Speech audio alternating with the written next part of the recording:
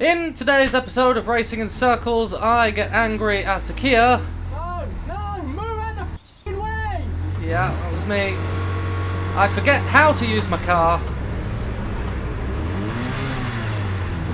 That happened. Yeah. And then I throw a bit of a tantrum at myself. Come on! Yeah. Groovy.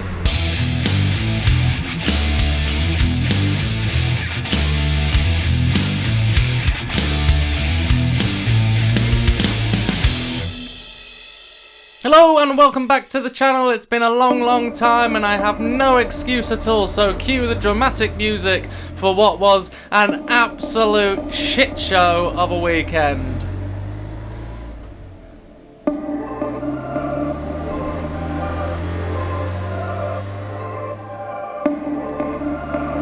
You may have heard me shouting at a Kia driver earlier, and that was because we completely missed half of qualifying. Qualifying that was wet, although started slightly less wet than it finished, and so myself and a couple other drivers only realised that qualifying had started with about 4 minutes of qualifying left. So I hastily jumped in the car, tried to get out, got blocked by a Kia driver who didn't make things very easy for me, and shoved in as many laps as I can, which in a 2CV is not many laps at all. But we headed out and we did a few circulations. There's Robert at the side of the road again, but also one of the Tete Rouge cars, which is a notable thing. They both decided to stop at exactly the same place. There was yellow flags up there for the whole of qualifying, meaning that I had to lift, technically, into that corner as to not post the fastest sector. I think they're the rules. But either way, we qualified 5th, which was, all things considered, not too bad.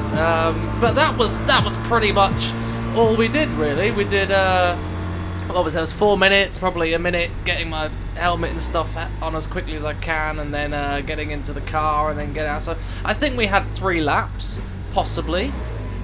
But now, as we travel round on our formation lap, it is it's time to get ahead of the game for the race. So starting P5, I think it's the 92 car of Brian Heary on pole with Andrew Bull in second. We then have Julie Walford and Ethan Sparrow in 3rd and 4th, and then behind us we've got Chris Tovey, who's one of the late runners, myself, Chris Tovey, and Nick Crispin, I believe, and right next to me I think is Martin Ryman, so we'll see if he gets a good start. The lights are out and we're off, and it's a normal start from myself, a poor start from Julie Walford, and a good start from Martin Ryman as he makes a look around the outside of me here, but I'm not having any of that, and I dive into turn 1 and have a look around the outside of the 92, but nothing happening there. And what I've done is invite Chris Tovey up the inside in the 48 SL Racing car, so he takes P3, defending hard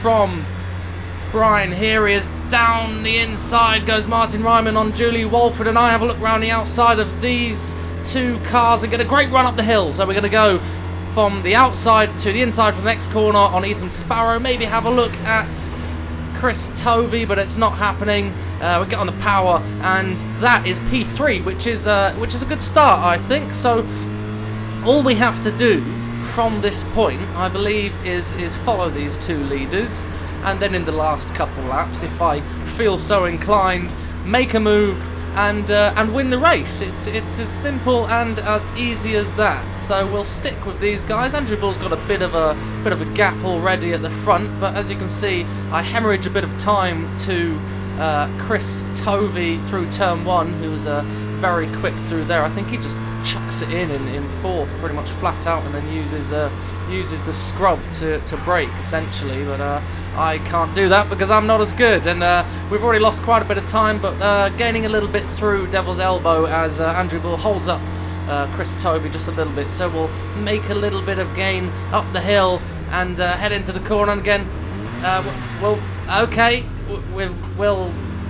sort out the gearbox. That's not gone very well. So the leaders have driven away, and I have made a massive mistake and forgotten what a gearbox does and how it works, and in doing so have dropped down to 4th position as Ethan Sparrow capitalises on my massive mistake. But on top of that, because it's such a concertinaed corner, I guess, everyone behind's concertinaed up, all I've done is push everyone away from the 2 leaders and started a little mini race for 3rd place. So, sorry everyone. But as you can see, Nick Crispin diving down the inside. Now, championship rival, I'm currently leading by 36 points at this point. And so, all I really care about, if truth being told, is keeping Nick Crispin behind me. So we're going to do all we can at this point to try and keep that bright orange and black car firmly behind us. And if that means sticking behind Ethan Sparrow, then we'll do that. If that means having to pass him, then we'll try and do that. But already some big mistakes. A sort of miserable start, nothing really going on there, and then a big mistake is probably not the best way to try and hold on to a championship. But we make a good run out the last corner and dive down the inside of Ethan Sparrow to take 3rd place back. Huzzah! As a little bit of a battle ensues ahead of us between Andrew Bull and Chris Tovey. That gap, however, is quite considerable due to my lackluster approach at changing gears earlier in the race, and I'm being attacked into Devil's Elbow already by Ethan as he pushes it up the inside, and I try and hold on around the outside, and Nick Crispin's having a look, getting ready for something to happen as he follows me in the slipstream to try and take Ethan down the inside. But Ethan brakes super late, holds it round the outside. He's going to cut across Nick Crispin. No, he's not, but he's got a slightly better run out of that corner, and I've managed to hold on to 3rd place, but currently not looking particularly strong. I mean, I didn't really know anything about this weekend at this point, because it was a case of a quali in a race and a quali in a race, and after quali, I'll be honest with you, I knew nothing. It was 3 laps in the wet. I didn't know how good the car was. I didn't know what the track was like. I didn't know what my engine was performing like, and so we just sort of jumped into this race and had a go at it, I guess, if you can call it that. But nonetheless, we have managed to make a little bit of a gap on the guys behind as they start battling, and hopefully we can use them battling behind us to build a considerable gap. I don't think I'm going to be able to catch the guys ahead because I have no slipstream, and I'm clearly not particularly on it this weekend. But I'll do my best. I will keep the pace up as much as I can and try and hold on to 3rd, and if something happens ahead, then fantastic. Meanwhile, the 2 behind are still fighting, and this is critical because, as I said before, that bright orange car is the guy behind me in the championship, and I need to do all I can to keep him behind.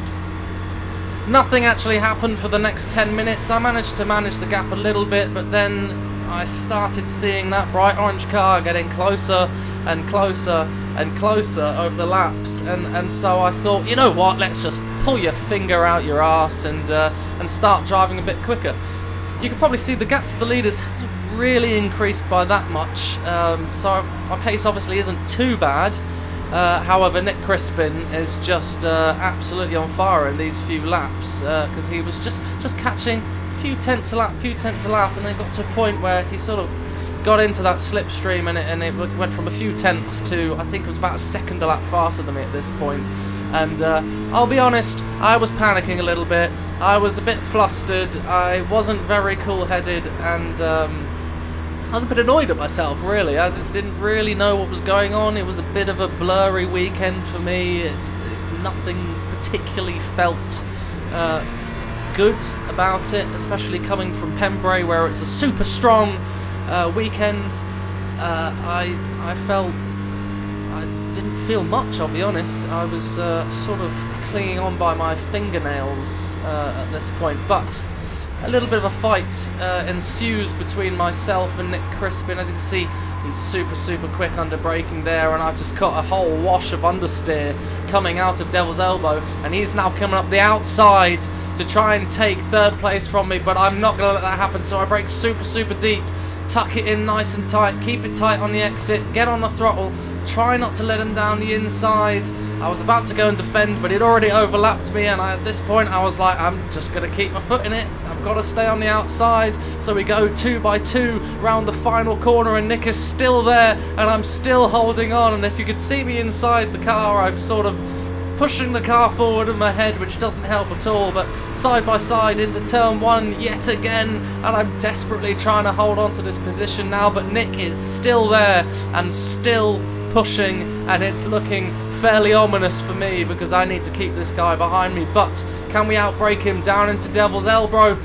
No, we can't. Even though we've got the inside line, we try and hold it on the inside, but it's just a little bit lackluster from me, and Nick has the drive up the hill, and that is pretty much that. Can we have a little look down the inside of the hairpin? No, we can't. He goes defensive, and that is now 4th place for myself, with Ethan Sparrow and Julie Walford still fairly close behind now. All that fighting, obviously they've caught up just a little bit, but there goes Nick Crispin into 3rd place. He has a little bit of a wobble into the last corner, but I'm not close enough to do anything about it, and I don't really have the pace down the straight to throw it down the inside of turn 1, so I've just got to sort of keep pushing. I'm not going to let him go, I'm not going to give up, but I was severely overdriving at this point.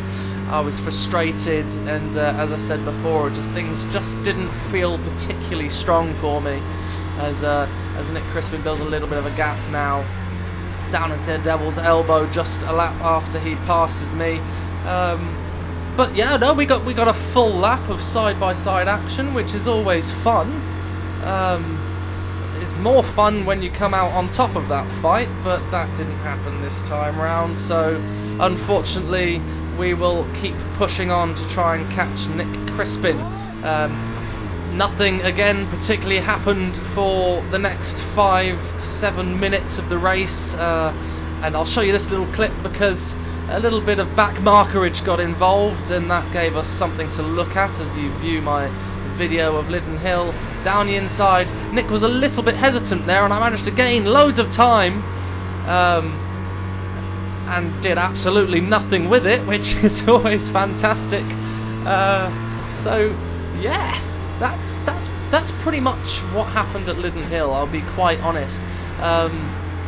This is the last or second to last lap, and essentially a fairly boring race. Nothing particularly great happened, nothing particularly bad happened. I made a big mistake at the start. Maybe I would have been able to stick with the leaders if I hadn't have done that, but then I feel a whole different race would have ensued after that. So as we come down the hill and round the last corner for the last time, Nick Crispin gets the better of me and finishes P3, and it's a lowly and disappointing 4th place for ourselves, which gives Nick 5 extra points. So that's gone from a 36-point lead to a 31-point lead. It's not too bad. It's not too bad, but could have been better. Here's some highlights of the next race, which was far more enjoyable, I'll be quite honest. And we'll see you in that video soon. I apologise again for how long it's taken for me to get this video out. I have been all over the place. I lost a whole hard drive's worth of videos and had to start again on a lot of things. But we're here and we push on. This scene is now over, and I know exactly what happened, but I'm not going to ruin it for you. So thank you for watching, and I'll see you in the next video.